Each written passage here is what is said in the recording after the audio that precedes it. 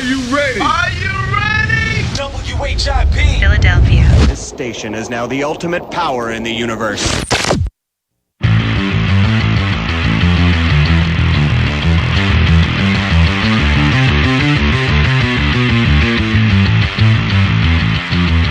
It is 12 noon here at WHIP Radio, and you are listening to Fantasy Forecast.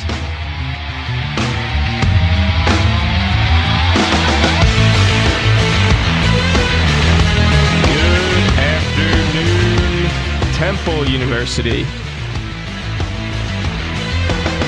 It is October 4th, 2015, 12 o'clock on the dot. You are listening to Fantasy Forecast on Philly's #1 college radio station, WHIP. Jonathan Gilbert alongside me. I am Ryan Snowden. Having a pretty great weekend so far. How's your weekend going, John? It's going pretty good. Good. You know, I got no complaints. As long as the Eagles beat the Redskins, that's all I want. You know, this is really a, unexcusable win, or unexcusable loss, if that's the case. They have no excuse to lose this game. Yeah, no, absolutely. I mean, the only thing that concerns me is Sam Bradford doesn't look like a quarterback that has the it factor. He looks very scared. He's been underthrowing a lot. I think it's something with the mechanics that hopefully they got worked out. But I'm worried because of the weather. I'm worried because I don't know how much I trust Bradford at this point. After the Packers game, I trusted him a little more. But watching him play first-team defenses that game plan against him, it's a little concerning. I think they're going to put this game on DeMarco Murray, who is active, and Ryan Matthews, and hopefully Darren Sproles as well, and pound it out 50 times. Hopefully Chip doesn't think too hard about this. We saw how Darren Sproles can be executed in the Eagles' offense really the last 2 years. And for some reason, in my opinion, he does not get the playing time he deserves. No, he's what works in this offense.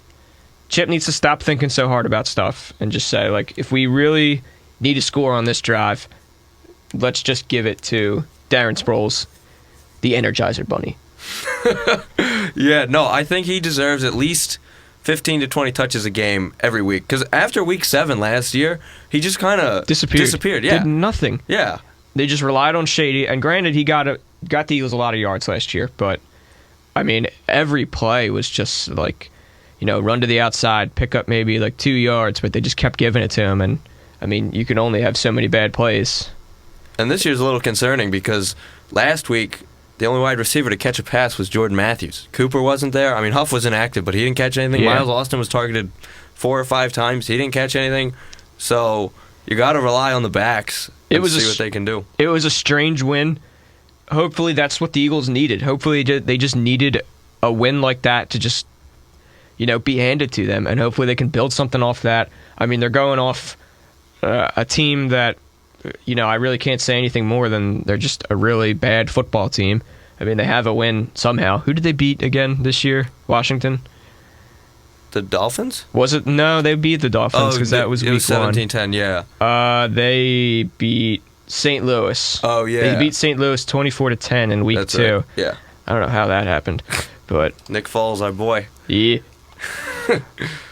Well, speaking of the Jets, last week, Jets are playing the Dolphins right now. It's 27-7 Jets, so hopefully you started some Jets players. Chris Ivory and Brandon Marshall.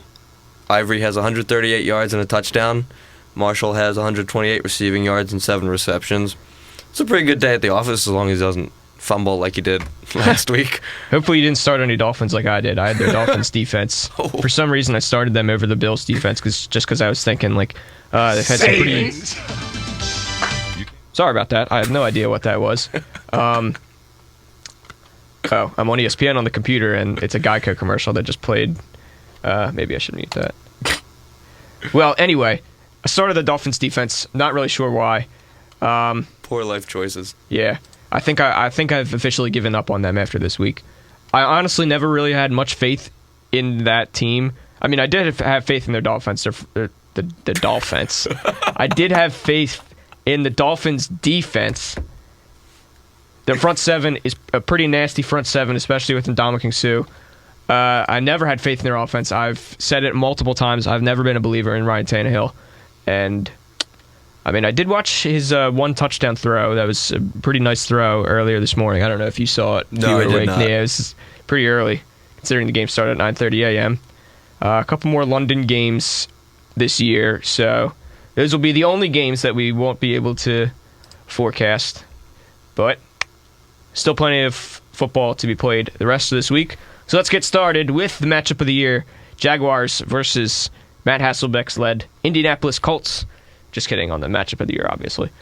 But news just in about 15 minutes ago, Andrew Luck is not playing against Jacksonville this afternoon. So with that being said, we really don't give the Jaguars much credit, and they are 1-2, not doing much this year as anybody really predicted. Is there anybody from this game that you would really want to start?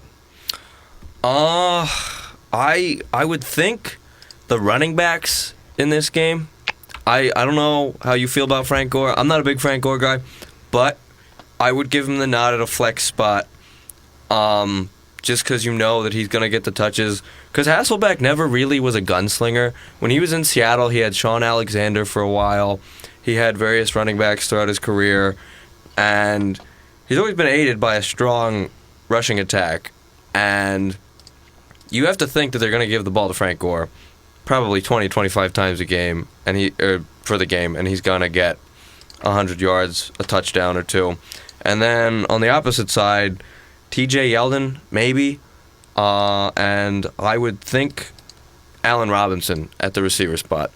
But any Colts receivers I would probably stay away from just because you don't know Hasselbeck's capabilities. I mean, he could be like Luke McCown last week, come in and go 12 or 13 and light it up. But you just don't know, and I don't know if I'd be willing to take that risk because T.Y. Hilton's a deep threat. Andre Johnson hasn't done much.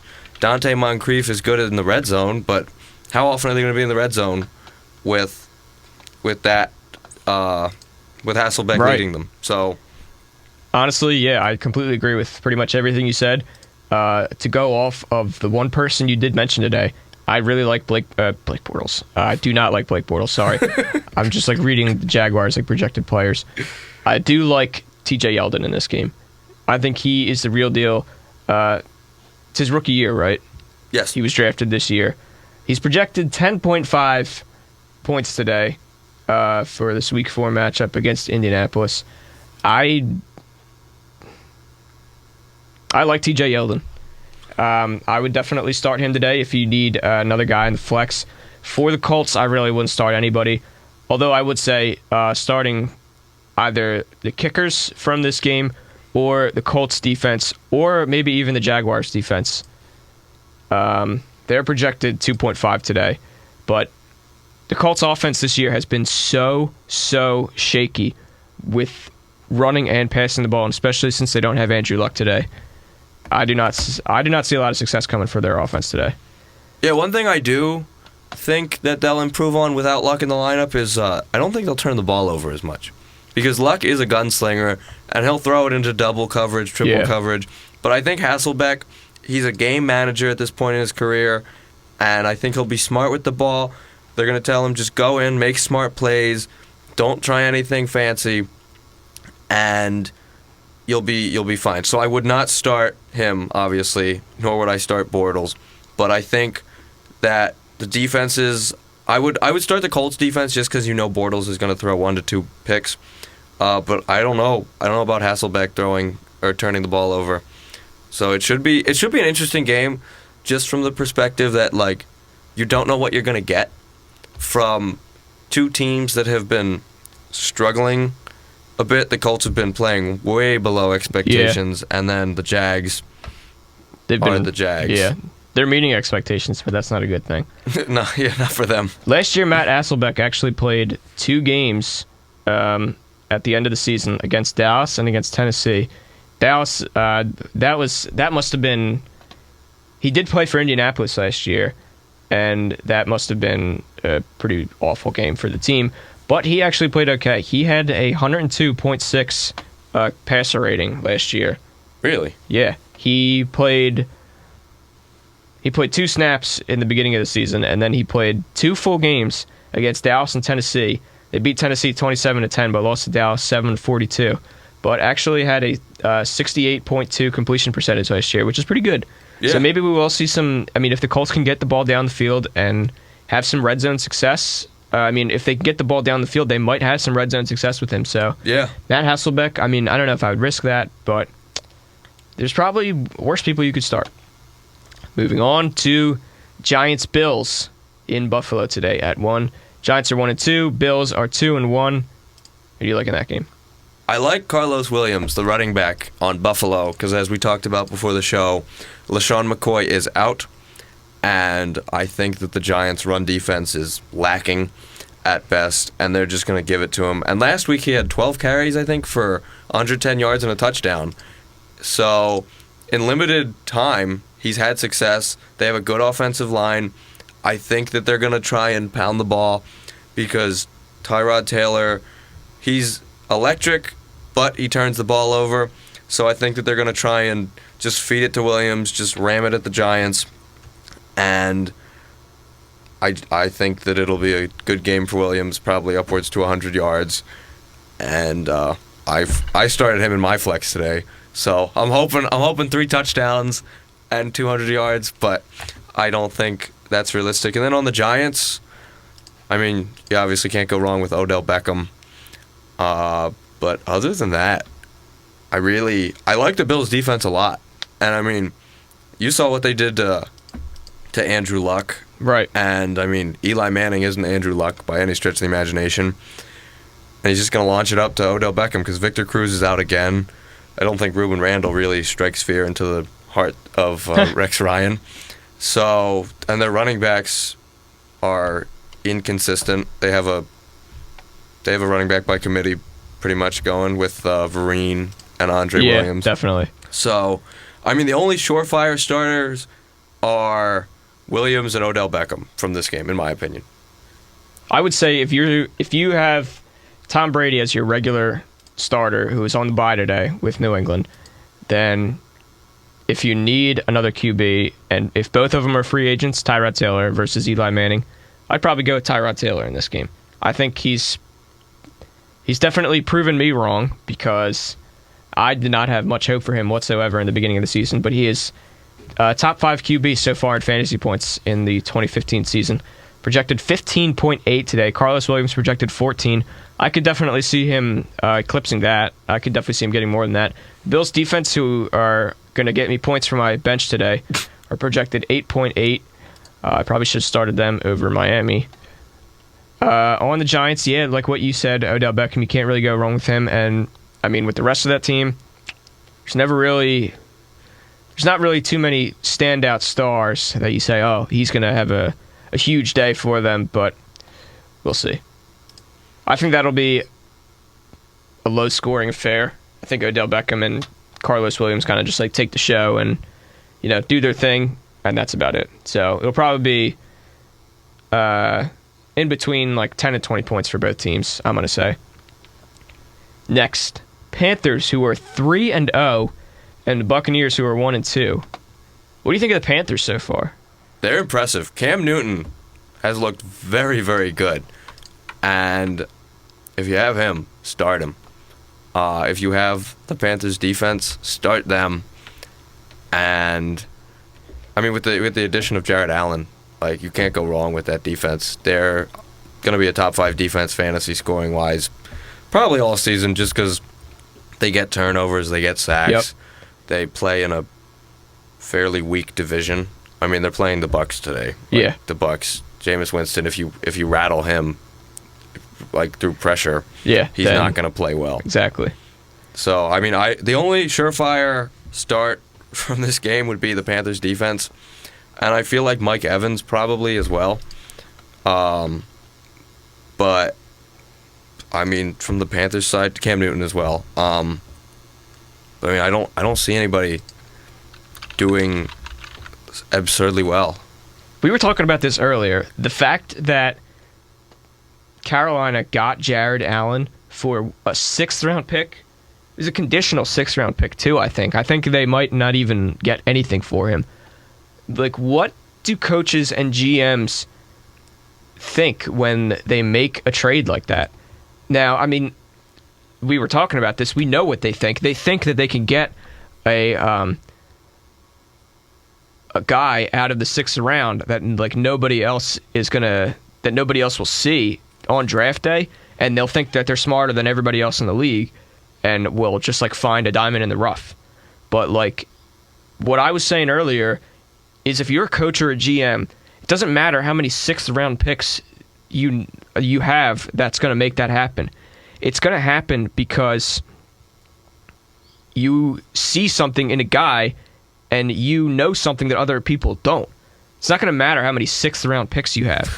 If you know that this guy is going to be, or it's like has a chance to do something special for your team, then you draft him like with whatever 6th or 7th round pick you have, and just hope that nobody else sees that. Like, I don't understand how you can compare Jared Allen, who granted had a kind of an off year last year. I think he only had like 5 sacks. That was the first time since 2006, and only the second time in his career that he didn't have double-digit sacks. But still, Jared Allen is worth much more than a 6th round pick, in my opinion. He's a Hall of Fame player. Absolutely. I mean, the only thing is he's old. Yeah, at this point in his career, that's why. If you traded him 6 years ago, you get a 1st round pick. But 6 years ago is the prime of his career when he's getting 15 sacks with Minnesota. So you don't obviously trade a guy like that. I mean, when the Eagles traded Asante Samuel a couple years ago, like we were talking about, they got a 7th round pick. And then I think that the logic behind the 7th round pick is you take a guy, you hope he does well, and then you try and trade him off for a better pick. And that's what happened, because the Eagles, with the Asante Samuel pick, took Bryce Brown. Bryce Brown had the ridiculous game on Monday night a couple years ago against Carolina. Oh, yeah, I remember that. They traded him to Buffalo for a 4th round pick, and I think the 4th round pick turned into something productive. I don't remember exactly who, but that's the hope, is you think that you get a guy who has a couple good games, his value increases, you ship him off, and then you hope that keeps increasing. So that would be the only logic behind it that I see. But I mean, you're not going to find that many 6th round picks that match up to Jared Allen's value. Definitely not. And it's such a common thing for coaches to do. It's like what the Eagles got a conditional 7th round pick for the Matt Barkley trade. If that. If he plays 6 games. If he's on the team for 6 weeks or something like that. I don't think he's played at all yet. No, because he's a third-string quarterback. Right. He just has to stay on the roster for 6 games. And, I mean, if I were Arizona, I would probably just release him after, like, the 5th game. That way you wouldn't have to give up the pick. But, I mean, that's the business. I don't know, like, Matt Barkley is worth 1 less round than Jared Allen is. You know, maybe we should get some NFL coaches on here and, you know, tell us what they know. Get Bruce Arians. Well, anyway, we're going to go to a break now. You're listening to Fantasy Forecast on WHIP Radio.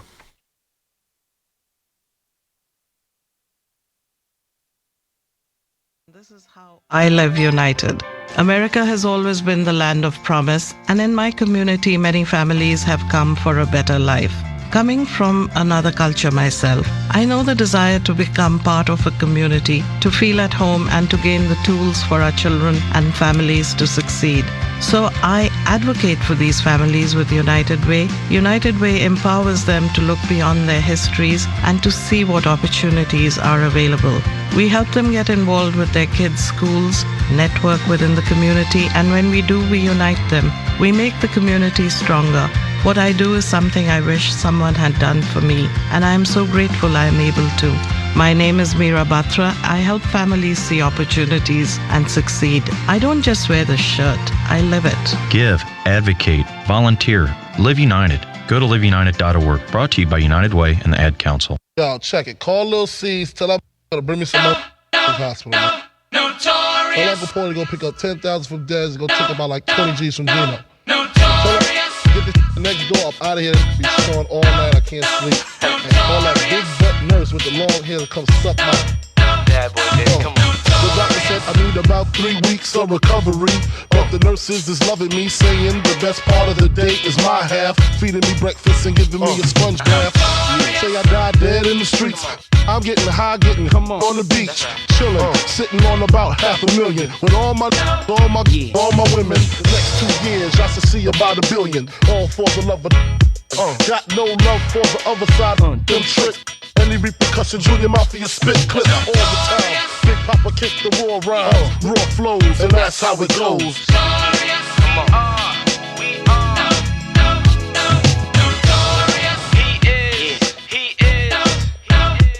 This for my two ringing things, hammer ringing kings, truck necklace, igloo ringing things for the You see them rims spinning grin? That's right. With the B trimmed and wings. Heavy and larger, silver spurs to rap. On the road to the riches, more furs to drag.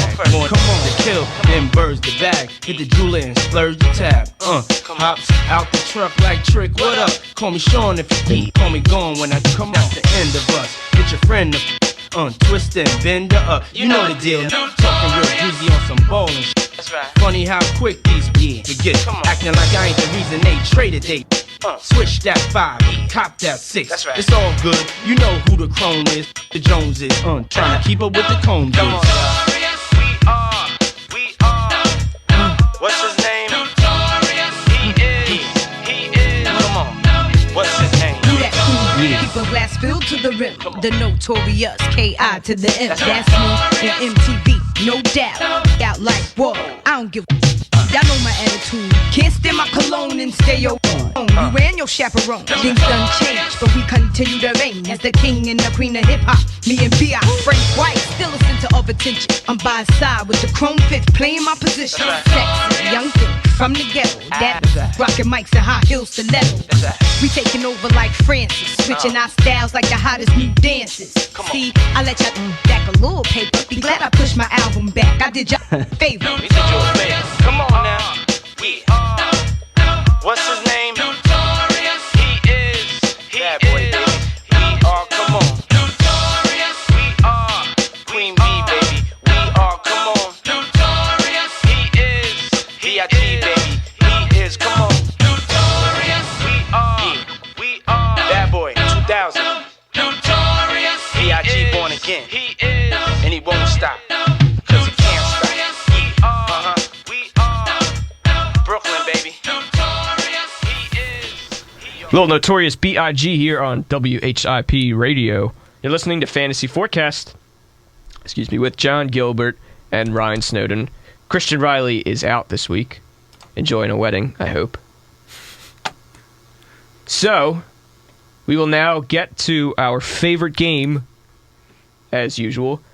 The 1-2 Eagles versus the 1-2 Redskins. Is there anyone in this game that you like, John? Because I don't. There's a unit I like, and that would be the Eagles' defense and special teams. But other than that, this has the recipe for like a 17-13 game, honestly. And it could go either way. Yeah. But you can't start any of the players on the Eagles' offense because you don't know who's going to get the ball. You don't trust any of the receivers except for Jordan Matthews. And he had 4 catches last week for 32 yards, something in that range. Sam Bradford went 14 of 28 last week for 120 yards. Granted, there were a few drops mixed in there, but you have to expect that. The running backs, as much as we love to say that New York and Dallas are running backs by committee, so are the Eagles. Because you don't know, DeMarco Murray's active, but what did DeMarco Murray do the first couple weeks to warrant being played over Ryan Matthews? I'm not sure. But I don't know who's going to get more touches. And then you throw Darren Sproles in the mix to take out 10 to 15 touches that he's going to get. And then you have all these touches distributed everywhere. And not one person's going to have a wow game, unfortunately. And then you have to think of the weather being pretty bad. I mean, I don't know what the weather's like in D.C. Let's check that out right now. But, I mean, it was supposed to... They were talking about moving the game to Detroit or St. Louis. But, I mean, the weather here in Philly is fine, and I can only imagine that it's probably just as fine in D.C. because the hurricane shifted east. But then again, I'm not Glenn Hurricane Schwartz and have no idea. So, honestly, if there's one guy on the Eagles I would even consider starting, I mean, like I said, if you have Brady and he's on the bye this week, or maybe even Marcus Mariota, and for some reason you want to start him all of your games, Sam Bradford would probably not be a bad choice, just because, I mean, there's probably not that many QBs you have a choice with. The weather in D.C. is just cloudy all day. It shouldn't be raining. It says chance of precipitation 15%. A little windy, 10 to 14 miles an hour. So that could affect the kicking game. Caleb Sturgis. Hey. His debut. Is it Sturgis or Sturgis? I'm not sure, honestly. I'm just kind of going off the spelling. Yeah. I've never been good with name pronunciations. I don't know. If I mispronounce his name in front of him. Yeah. Sorry. Sorry. You're a kicker. Yeah. If there's one guy I might consider starting, it's honestly DeMarco Murray. Because eventually, DeMarco Murray is not going to put up 2 yards every single game. Like, they'll find it. He'll find a way eventually. You know, I mean, I don't know if Chip's going to limit his touches due to his hamstring injury, which he might not. I mean, you really just never know with Chip. But, I mean, eventually DeMarco Murray, if he's going to get most of the carries for this Eagles offense, eventually they're going to have to figure it out, and eventually he's going to have a good game. I mean, the Redskins are probably one of the worst teams on the Eagles' schedule. So, I mean, if there is one game he might have, like, a touchdown or two, it might be this game. Who knows? But the thing that concerns me is that their run defense is above average, and it's fairly decent. Right. And with Andrew Gardner out for the rest of the year, you have Matt Tobin at left guard, and that is kind of concerning. Yeah, kind of. So, yeah, if you're in desperation for a QB, Sam Bradford might not be a bad choice. If you are not, then stay away. Just stay away from this game. Pretend it's in a different league. Just watch it and pretend it has nothing to do with fantasy football. Stay away from all the Redskins, too. Yeah, so we will move on from that game. And next is Raiders and Bears. The Oakland Raiders have 2 more wins than the Chicago Bears in Week 4. Who would have thunk How it? do you feel, Bears fans? How does that make you feel? First, I just want to ask you, are the Raiders finally out of the cellar? Are they finally going in a good direction for once in our lifetime? I think so. I think they are too. But I love Derek Carr. I think Derek Carr, as we talked about, he's a good quarterback. He's the first good quarterback they've had since that guy Rich Gannon. Yeah, Rich Gannon. Jamarcus Russell. And yeah, Jamarcus Russell was not a good quarterback for them. But I think that as long as Carr keeps developing with Latavius Murray and Amari Cooper, they'll keep growing and blossoming. Now, they do play in a hard division, but I think that they'll be... This season, I don't want to jump the gun and say anything crazy, but I think if they keep playing the way that they've been playing, 9 wins isn't completely out of the realm of possibilities. Right. I totally agree with that. Stephen A. Smith said the other day that there is a 0% chance that the Oakland Raiders make the playoffs. So honestly, you might be able to see the Oakland Raiders make the playoffs just because Stephen A. Smith said that. Yeah. Matt Forte projected 16.8 points today. That's kind of a lot. Well, they don't have anyone else to get the but ball. Yeah, I guess. I mean, Jay Cutler is starting today. Who knows? Maybe Jay Cutler will actually play like a good football player for once. I wouldn't put any bread on that. He is a free agent in our league, which doesn't surprise me at all, and should remain that. Martellus Bennett projected 8 points. Eddie Royal projected 7.5. Alshon Jeffrey is still out. Tom Brady is on your bench this week. Derek Carr. Who have I said so far? Tyrod Taylor, Sam Bradford, and Derek Carr are probably the guys that, if they are free agents, those would probably be the 3 guys I would pick up this week. I definitely wouldn't pick up Jay Cutler. I mean, coming off an injury, you got to expect Jay Cutler might be a little even more shaky than usual Jay Cutler, which is just a nightmare situation. I'm really glad I'm not a Bears fan. Raiders defense is projected 5.6 points today, probably just because Matt Forte might run all over them. Mark Cooper, 8.5. Michael Crabtree, 8.9. Latavius Murray, 14.3. Derek Carr projected 15.3 points today. I really feel so bad for Raiders fans. I think that we get frustrated with like 8-8 seasons with the Eagles. I could not even imagine how bad it must have been to just watch all those Raiders seasons. 4-12, 6-10 being like a good season for the Raiders for the past like 10 plus years. I really think they are going in a good direction. I'm so happy for them. I mean, we are like kind of jumping the gun a little bit, but I think they're definitely going in a better direction on offense and defense. I think Khalil Mack has definitely probably been one of the better draft picks that they've had in the last couple years. I mean, every like top 10 pick they've had, it's almost like none of them pan out at all. I definitely think Khalil Mack has been a good draft for them so far. So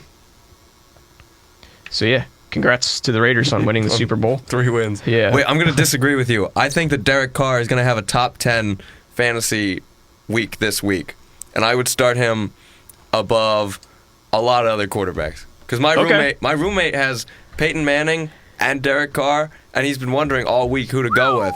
And I told him all week, go with Derek Carr. Man, that makes me feel so much worse because I have Peyton Manning, and I just kind of like rely on him since I really don't have any other QBs to start. I don't even remember who my backup is. Oh, it's Phillip Rivers. Oh, you know what? I might switch him out today because they're playing the Browns. So yeah, congrats to the Raiders on your 2 wins. You're pretty much halfway to the most wins you usually get every season. Next, Falcons 3-0, another 3-0 team in the NFC South. They're playing the Texans, who are 1-2. Julio Jones, and Julio Jones, and Freeman. Freeman, and then Julio Jones. Yeah. And Arian Foster is active today. Yes. So if you have him, I would say start him. If you are completely desperate, I would say start him. Well, I don't think it's a desperation move because the Falcons' run defense is not good at all. I mean, obviously he hasn't played much, and they're kind of limited with their offensive weapons down in Houston, but I think that he'll have a decent game, 70, 80 yards. I mean, obviously you have to curb your expectations, but I think he'll do fine if you need him as a flex or a running back too. I wouldn't expect anything marvelous out of him. Expect it to be like a potential Adrian Peterson first game back at like 35 yards on the ground and then 30 yards receiving. But I think that Houston's in a must-win mode at this point. I mean, I don't know if I would go that far, just because their defense. I mean, not their defense. Their division is relatively weak, and I say relatively, like pretty relatively. Like that every team in that division has their issues, and I think if they really can get things together and get a couple wins out of that weak division, none of those teams so far have shown me that they are ready for the playoffs at all. Indianapolis stinks, and I mean Andrew Luck is even out today. Jacksonville is Jacksonville, and Tennessee is still in their rebuilding mode. I mean, we've seen some good things out of Marcus Mariota, but they're on a bye today anyway. I would definitely... I really don't know if I would trust Arian Foster, especially coming back from an injury. Yeah, I mean, if you have other options, then I would say go with them. But, I mean, just because the Falcons' defense is so bad, and I expect this to be a pretty high-scoring game, because they'll be in the red zone. I mean, Foster's a bruiser. He's going to get the ball inside the 5 if they get there, and then he's going to pound it in, hopefully, because no one else that the Texans have has been doing it. So might as well give it to one of the best players in the league. But with the Falcons, as we mentioned, Matt Ryan, Freeman, Julio Jones, all good starts. I would stay away from pretty much anyone else. Yep, pretty much. Roddy White hasn't even caught a touchdown this year, has he? No. Yeah, I didn't think so. He had a good week 1, but then he kind of struggled after. Julio Jones has more catches in the first 3 weeks than any other player in NFL history has had under the age of 30 or something like that. That's impressive. I mean, yeah. I mean, that just like the rest of the it's amazing that the Falcons even have another big weapon that is expected to get you a lot of fantasy points when you have Julio Jones on your team. But Devontae Freeman and Julio Jones are definitely two guys that I would start today, and I have Devontae Freeman. So lucky you. I didn't start him last week, though. Got a lot of points for my bench. Yeah. So, yeah. Moving on from that game. On to Cincinnati. Chiefs, Bengals. Bengals are 3-0, and that surprises me. Yeah. I honestly thought that this was going to be a really off year for Cincinnati. I thought that they were just going to have the absolute worst taste in their mouth carrying over from the last 3 years. I mean, they've lost in the first week of the first week of the playoffs. I'm pretty sure each of the last 3 years, right? Yep. Yikes. They are going up against a good Chiefs defense, so I'm not really sure what to expect from this game. I mean, it's definitely going to be a defensive battle. It'll be a slugfest to the end. The Chiefs' secondary is a little banged up, though. Yeah, because I think they're one of their cornerbacks, tore his ACL, and I think one of their safeties is injured. So I would say AJ Green would be a start. I would stay away from Jeremy Hill and Giovanni Bernard just because it's still a very shared role for them, and that kind of concerns me. I know that Hill was a first-round pick in a lot of leagues, but I would say, at flex would be the only place that I would put him. And then Andy Dalton has been pretty good so far. He has 1 pick, 8 touchdowns, 866 yards on the season. And I don't think that he'd be a bad start if you have Tom Brady. Definitely not. On your bench or someone on a bye. And then from the Chiefs side, you can't go wrong with Jamal Charles. And then, would you start Mack in this game, Jeremy Maclin? No, I would never start Jeremy Maclin.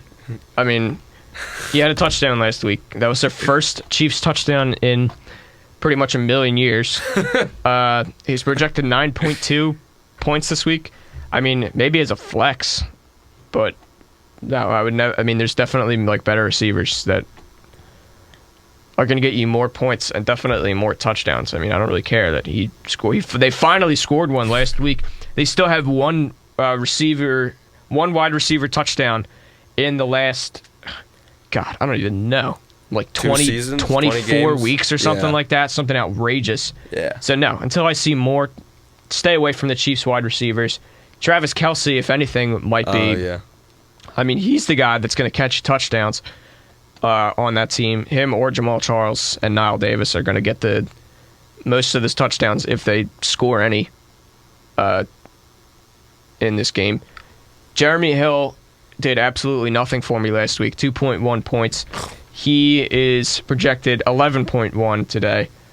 I mean, I think that's a little inflated, especially since Giovanni Bernard is the guy that gets the red zone touches and pretty much has for the last couple of years. He's projected 9.3, so I'm still going to say if there's one running back you're going to go with on that team, it's definitely Gio Bernard because he's the one that's going to get you touchdowns. AJ Green, can't go wrong with there. Andy Dalton had an absolute monstrous day last week. Had 30.3 points in standard leagues. Had 383 yards, a touchdown, and he finished with 30 points and had 2 turnovers. He had a pick and a fumble. Wow. So, I mean, yeah, that stinks. 2 turnovers in any game isn't that good, but he's averaging 23.6 points this week. I mean, in this season. Definitely a guy that if you have on your team, I would start. There's not, unless you have a guy that's going up against a really weak defense, Andy Dalton is definitely not a bad choice.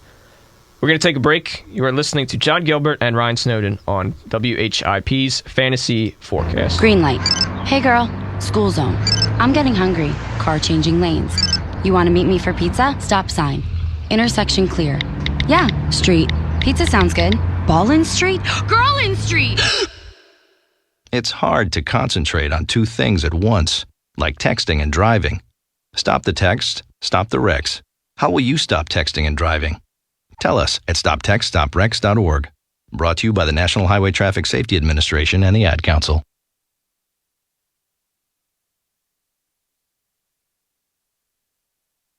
Hi, I'm LeVar Burton, and I'm proud to be a book person. Every child deserves to have access to books because children who grow up with books invariably do better in life than children who do not. How do I choose a book? Is it the cover? Yeah, I guess, sometimes it's the cover, sometimes it's the title. I guess I'm pretty visual, so it's a combination of those two.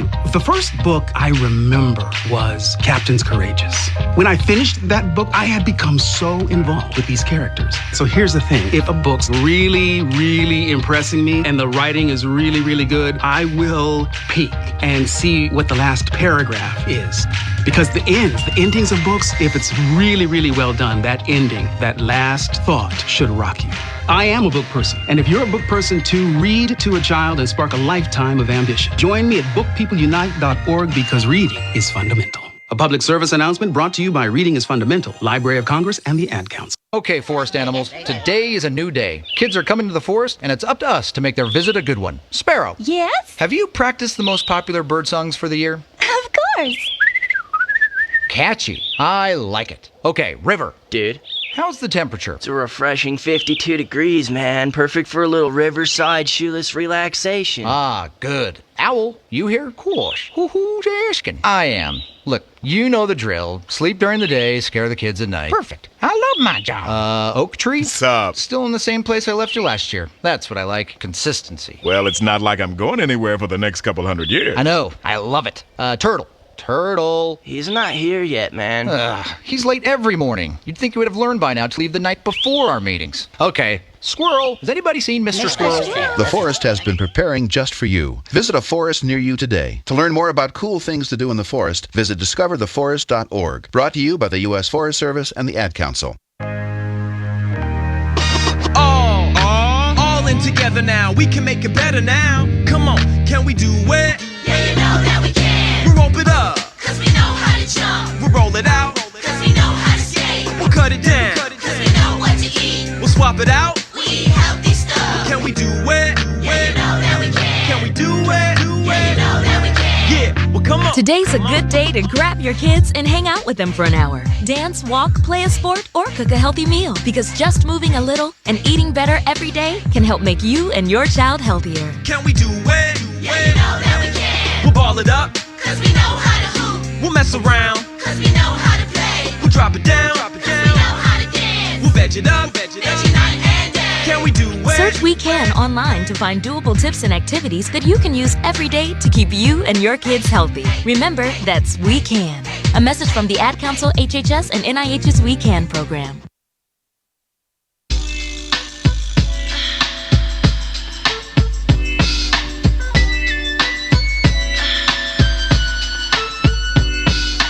One, two, three, into the four. You are listening to WHIP's Fantasy Forecast.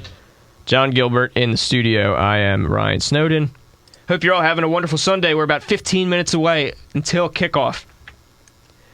And as soon as that 15 minutes is up, I'm bolting out of here so I can get home and watch the Eagles game. Next game we have up might be an interesting game. Packers 49ers. 3-0 Packers versus the 1-2 49ers, who had a pretty good week one and have pretty much met my expectations the last 2 weeks. Kind of goes without saying, if you have a Packer, then start him. Aaron Rodgers obviously should never even be considered for your bench. He's probably, through 3 weeks, has probably been the MVP so far this season. Yeah, his numbers are 67 completions on 91 attempts, 771 yards, and 10 touchdowns. That's put up 5 TDs against Kansas City last week. Yeah, that's pretty Monday impressive. Night. He's I think he's the MVP so far. But yeah, you're absolutely right. Any Packer, not Devontae Adams because he's hurt, but stinks anyway. Yeah, I mean, Randall Cobb, James Jones, Aaron Rodgers, Eddie Lacy. Eddie Lacy's had a little bit of a rough season so far. Yeah, that's what I was going to say. He's only had 32 carries through 3 weeks. And that averages out to be, oh God, I'm not good at math, like 11 carries a game. He had three carries for 9 yards. Oh, when he got hurt. Against Seattle. Yeah, I think he got hurt in that game. So, Kansas City, last week, he had 10 carries for 46 yards. They're probably just like limiting his time. The first week he had like a pretty Eddie Lacy-esque week, 85 yards, 1 touchdown. I think he's definitely back in business to have an Eddie Lacy type season. Yeah. If you have him, you probably can't go wrong with starting him. Yeah, I mean, they're going to put up points galore in this game, and I don't see how you can not start him. I mean, any Packer, really. I'd even consider the Packers' defense, just because of how bad the 49ers have played and how often Kaepernick turned the ball over. Yep. I mean, last week, what did Kaepernick have? He completed 9 passes on 19 attempts, and did he have 3 picks? 4. Yeah. He almost had half as many picks as he did completions. So I don't think that the Niners are good at all. And we were talking about this during the break. Carlos Hyde is the 2nd or 3rd most rushing yards in the league, but he got 168 of them in week 1, and he's only had a combined 90 in the last 2 weeks. So I'd stay away from him too, to be honest. His position rank is 7th, but he is projected to have 12.5 points this week. I mean, I could see it. I could see it against the Packers defense, but at the same time, it's probably just because they're just going to give the ball to him and not do anything else with it. I mean, after the performance that Kaepernick had last week, then he's just going to get most of the touches in this game. Colin Kaepernick, free agent in our league, he's got to be, a couple performances like that away from losing his job. But you don't think 9 completions and 4 picks is good enough to warrant MVP status? Who is their backup QB? Oh, Blaine Gabbert. And then Dylan Thompson, who I've never even heard of. Yeah, we'll see about that. But honestly, at least Blaine Gabbert has NFL experience. That's very, very generous of you. Yeah, I mean, I've not been a fan of Kaepernick for years, pretty much ever since they went to that Super Bowl. It's going to be, he's got to have a pretty decent game today for people to not say that. For people to not say, okay, his job is in jeopardy. Yeah, I mean, he's fighting for his job the next couple weeks. Eventually, they might just go in a different direction. Yeah, I mean, I wouldn't even sniff him. Yeah, as a absolutely not fantasy option either. Next game, Browns Chargers. I like Melvin Gordon a lot in this game. I also like the San Diego defense because McCown's starting, right? For the Browns. Yeah, they're not going to. They're not going with Manziel. Yeah. So, why would they start Johnny Manziel? They only drafted him with a first-round pick 2 years ago, and he's only been, pretty good for a couple weeks this season. Why would they start him? That's not good enough. Yeah, I have no idea what goes on in Cleveland. But yeah, I mean, Melvin Gordon, Keenan Allen. I wouldn't start Rivers, but I like his skill players that they have in San Diego. So, you wouldn't start Rivers? No, because I'm about to switch. I know you're about to do it, but I mean, your quarterback is Peyton Manning, so I feel like Rivers will do better than Peyton Manning, just because Peyton Manning's not the Peyton Manning of old. I know whatever I do, it's just going to backfire completely. Phillip Rivers this year has 43.9 points compared to Peyton Manning's 44.0. Peyton Manning going up against the Vikings defense. We'll get to that game in a second. Phillip Rivers going up against Cleveland's defense. And really have no idea what to do. Yeah, I mean, honestly, I'd flip a coin. I would flip a coin because I personally would go Rivers. I just think Manning has looked very bad this year. He's been throwing a lot of ducks, and just he's not the Peyton Manning of old. Now you can't expect him to be. This is going to be his last year, I think. Yeah, I think most people are kind of expecting that. And who knows what type of last year he's going to have. It could be a Brett Favre year, or it could be a, I don't know, what quarterback had a really good last year? John Elway. I mean, I don't know. I was too young for that, yeah. not many of them. Brett Favre, the first time he retired. Well, when he came back with the Vikings, he had a pretty good round 2. But and then with the Jets in between, that was a bit of a struggle. Yeah, not even that. I was referring to, he played for the Vikings for 2 years. And the first year, he had like his best statistical season ever. Yeah, and he got to the NFC Championship game. Right. And then the second year, I think, was he had like, I don't know, like 500 yards total or something like that. I Yeah, think he got hurt a bunch. Yeah, he was pretty bad that year, and I think that's when they finally gave up on him. Devontae Adams, he's out today, right? Yes. Says he's doubtful, not expected to play. Yeah. Sorry, I'm just looking at my fantasy team right now. So, Browns Chargers, if you have Phillip Rivers, I'd say start him. Probably not a bad choice. If you have a Brown, don't start him. If there's anybody on Cleveland, I would start. Might even be Johnny Manziel, and just hope that Josh McCown gets hurt. What about Benjamin? Travis Benjamin. Oh, I don't know. I really, yeah. We're in the 4 o'clock games now. Next is Rams-Cardinals. I think that's going to be a good rivalry game this afternoon. I mean, St. Louis did look really well. They beat Seattle in Week 1. Nick Foles hasn't looked too terrible recently. I mean, they did lose to Washington, which obviously raises some eyebrows. But if you have anybody from Arizona, they would probably all be decent choices to start. Chris Johnson, I started last week, and that was probably one of the best decisions I ever made because he absolutely lit it up. Let's see, he had 27 points last week. What did he get, a touchdown? San Francisco. 2 touchdowns and 110 yards. Yeah. And then that does that even add up to 27? He must have caught a few passes, he caught too. a couple, I think. Yeah, Carson Palmer, Larry Fitzgerald, Cardinals defense, all great choices to start. If anybody on St. Louis, no one. Tavon Austin. The kicker. You would start Tavon Austin? I'd give him a flex consideration. He's a free agent in our league. Projected 5.6.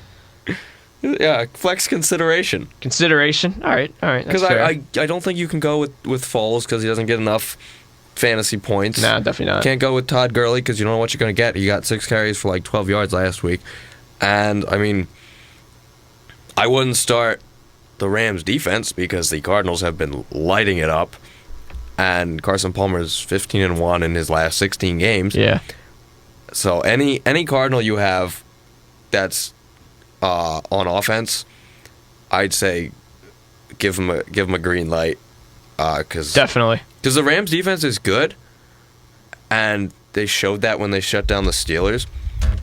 The Cardinals defense is better, or the Cardinals offense is better. Yeah, I think so. So I would say it'll be. It won't be as high a scoring game as the Cardinals have put up the last few weeks. They won't be scoring 40+. I think it'll be around a 27, 28-point Cardinals, and the Rams might get 3 touchdowns, but I don't know where they would come from. Yeah, I'd stay away from all Rams players other than maybe Greg Zerlin, their kicker. Nick Foles only has 1 interception this year, which is pretty impressive for Nick Foles, especially after how he performed last year. Well, he performed that way last year with 3/5 of the offensive line out. Yeah, that's true. And a putrid running game. I mean, I don't know what you expect from the guy. Shady McCoy got 20 yards in 3 of the first 4 games when he threw the bunch of picks. I mean, if you have your quarterback dropping back 50 times a game, then he's going to get picked off a few times. And he's under constant duress. We got 3 games left. We're going to have to speed round through them. Broncos, Vikings. That should be a pretty good game. I mean, the Vikings had pretty pretty major slip-up in Week 1 when they lost to San Francisco, but other than that have shown that they're a pretty good football team and are definitely going to be contending for a playoff spot. Denver is 3-0. It may not be a pretty 3-0, but 3-0 is 3-0. Who do you like in this game? Other than Peyton Manning, I guess, if you have him and don't have Phillip Rivers. I like Demaryius Thomas. I like Adrian Peterson. Honestly, I would think about going with the Broncos defense. But anyone else I would stay away from. If I had no one else, if my regular defense was on a bye, I'd go with Broncos defense. Pretty much that's about it. Adrian Peterson, Peyton Manning, Demaryius Thomas, Emmanuel Sanders. There's nobody that really strikes a red flag that I would say don't start, other than maybe C.J. Anderson. I'm not sure how he's going to match up with that run defense, but we'll see. I would definitely still expect about 70 to 80 yards from him. Maybe not a touchdown. He's projected 11. Might not be that good, but I guess if you have no one else, maybe a flex, he might be good for that. Sunday night game is Cowboys-Saints. Saints are 0-3 this year. That really does not surprise me whatsoever. Dallas is still injury-ridden. They don't have Dez. They don't have Tony Romo. And I really would not start anybody on their offense other than maybe Joseph Randle. I would not start Brandon Weeden. Yeah, I think that's an accurate assessment. The only reason I might start Brandon Weeden is because they're in probably one of the most quarterback-friendly stadiums in the entire league in New Orleans. But that usually consists to being a quarterback-friendly stadium for Drew Brees, who was also out today. So there's no one. The defenses. Mark Ingram. Mark Ingram, okay. Maybe C.J. Spiller. If you're really, really desperate, which, I've been in that position a couple times. A couple years ago, I had to start Curtis Painter at one point for quarterback. Oh, my God. Yeah, those were dark times. We don't like to talk about them. But, C.J. Spiller is obviously their third down back. So I would go with Mark Ingram as the only really surefire guy in this game, and then Joseph Randle, too, after the week he had last week. Yeah. Drew Brees is actually probable today. Not sure what that means. DeMarco Murray was probable last week and didn't play a snap, so I think they're leaving it up to him, I read. Yeah. It's going to be He says how he's he ready, feels. but what player would say, no, I'm not ready? Every player says they're ready, especially a guy like him. Yeah. So Drew Brees, possible today. Just keep an eye on that. You have until 8:30, and if you don't, if he's hurt, then maybe you pick up Brandon Weeden. One last game, Lions and Seahawks tomorrow at 8:30. The Lions are 0-3. I do not think this is a surefire win for Seattle. I think that they better show up tomorrow. They're at home, actually, so I don't know. Maybe this will be an easy game for them. I don't know. I heard But Marshawn who knows? Lynch. He's questionable, I think I read. Yeah. And I don't know who I'd start in this game other than Russell Wilson. I'd start Calvin. I don't know. Going up against Richard Sherman, and with Matt Stafford going to be under constant duress, that concerns me.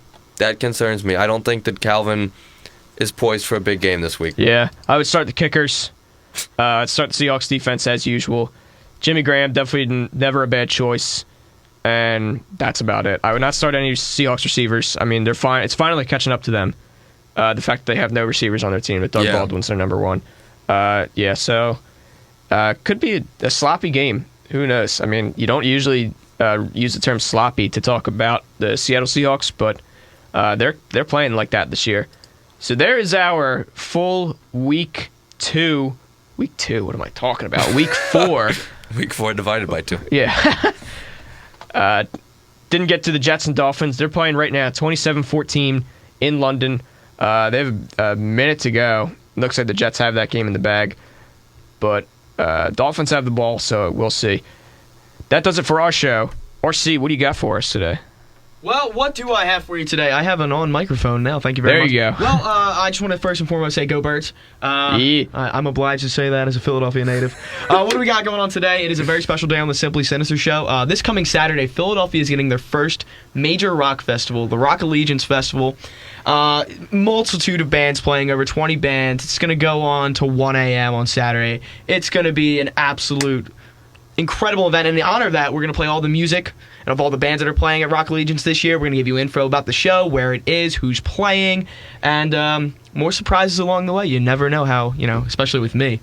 And it being a Sunday and all, you never know. Sunday! Thank you. Just keep locked in for Simply Sinister, and Fantasy Forecast is awesome. Thank you. Thank you. You have been listening to Fantasy Forecast on WHIP. Let's go watch some football. Have a great Sunday, everyone.